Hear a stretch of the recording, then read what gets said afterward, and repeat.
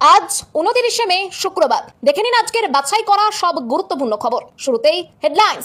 June থেকে প্রত্যেককে 3000 টাকা করে দিতেই হবে, দাবি তুললেন কুণাল। রাস্তায় পুরুষদের প্রকাশ্যে প্রস্রাবে জরিমানা, ময়লা ফেলা থুতু ফেলাতেও নেওয়া হবে ফাইন, চালু হচ্ছে অ্যাপ। নিজের নিরাপত্তা রক্ষী দিতে চেয়েছিলেন মমতা, ভোটের পর সেই শওকতেরই সুরক্ষা প্রত্যাহার। তৃণমূলকে না নেওয়াই ভালো, শ্রমিকের মন্তব্যে প্রতিক্রিয়া দিলীপ ঘোষের।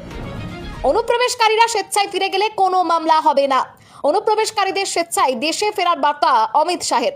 এছাড়াও রয়েছে আরো বেশ কিছু খবর। বাংলা পলিটিক্সের সমস্ত খবর প্রতিদিন সকালে দেখতে সাবস্ক্রাইব করুন আমাদের বি পলিটিক্স চ্যানেলটি। আর একটা লাইক করার অনুরোধ রইল, আপনার একটা লাইক আমাদের কাজ করার উৎসাহ অনেকটাই বাড়িয়ে দেয়। এবার আসছি বিস্তারিত সংবাদে।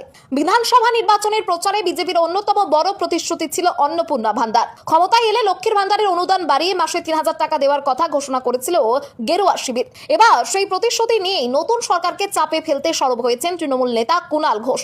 নবান্ন থেকে আবেদনপত্র প্রকাশের পর তার দাবি, ফর্ম পূরণের অজুহাতে সময় নষ্ট না করে আগামী 1 জুন থেকেই মহিলাদের অ্যাকাউন্টে টাকা পাঠানো শুরু করা উচিত সরকারের। শুভেন্দু সরকারের প্রকাশিত 12 পাতার আবেদনপত্র ঘিরে ইতিমধ্যেই রাজনৈতিক বিতর্ক শুরু হয়েছে। ফর্মে পারিবারিক আয়, গাড়ির তথ্য, শিশুদের স্কুলের বিবরণ, এমনকি সিএএ আবেদনের নথির মতো নানান তথ্য চাওয়া হয়েছে। এই কঠোর নিয়মের সমালোচনা করে কুণাল ঘোষ অভিযোগ করেন, ভোটের আগে সহজে টাকা দেওয়ার প্রতিশ্রুতি দেওয়া হলেও এখন সাধারণ মানুষকে ফর্মের নামে হেনস্থা করা হচ্ছে। তার বক্তব্য, 1 জুন থেকে বাংলার মহিলাদের অ্যাকাউন্টে 3000 টাকা পৌঁছানো উচিত, না হলে বিজেপির প্রতিশ্রুতি জুমলা প্রমাণিত হবে। রাস্তায় পুরুষদের প্রকাশ্যে প্রস্রাবে জরিমানা, ময়লা ফেলা থুতু ফেলাতেও নেওয়া হবে ফাইন, চালু হচ্ছে অ্যাপ। আগামী 30শে মে থেকে রাজ্যে চালু হচ্ছে স্বচ্ছ অ্যাপ। রাস্তাঘাটে ময়লা ফেলা, থুতু ফেলা কিংবা প্রকাশ্যে প্রস্রাব করলে জরিমানা করা হবে বলে জানিয়েছেন রাজ্যের মন্ত্রী অগ্নিমিত্রা পাল। প্রথম পর্যায়ে 10টি পুরসভায় পাইলট প্রজেক্ট হিসেবে এই ব্যবস্থা চালু হবে। রাজ্যের নগর উন্নয়ন দপ্তর জানিয়েছে, সেপ্টেম্বর থেকে ওয়েস্ট ফাইন কার্যকর হবে, তবে তার আগে 3 মাস সাধারণ মানুষকে সচেতন করার উদ্যোগ নেওয়া হবে। মন্ত্রী জানান, গোটা রাজ্যে প্রতি 100 মিটার অন্তর ডাস্টবিন বসানো হবে। কেউ রাস্তায় চিপসের প্যাকেট, আবর্জনা বা পানের পিক ফেললে জরিমানা করা হবে।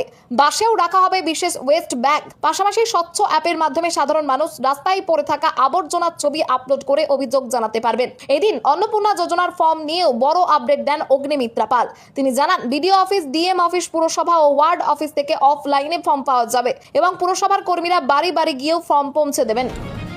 নিজের নিরাপত্তা রক্ষী দিতে চেয়েছিলেন মমতা, ভোটের পর সেই শওকতেরই সুরক্ষা প্রত্যাহার। ভোটে পরাজয়ের পর একের পর এক তৃণমূল নেতার রাজনৈতিক অবস্থান ও জীবনযাত্রায় বড় পরিবর্তন এসেছে। কেউ প্রকাশ্যে আসা বন্ধ করেছেন, কেউ আবার দলের বিরুদ্ধেই মুখ খুলেছেন। এবার ক্যানিং এর তৃণমূল নেতা শওকত মোল্লার সমস্ত নিরাপত্তা তুলে নেওয়া হয়েছে। ভাঙড় কেন্দ্র থেকে আইএসএফ নেতা নওশাদ সিদ্দিকীর কাছে হারের পর থেকেই তাকে আর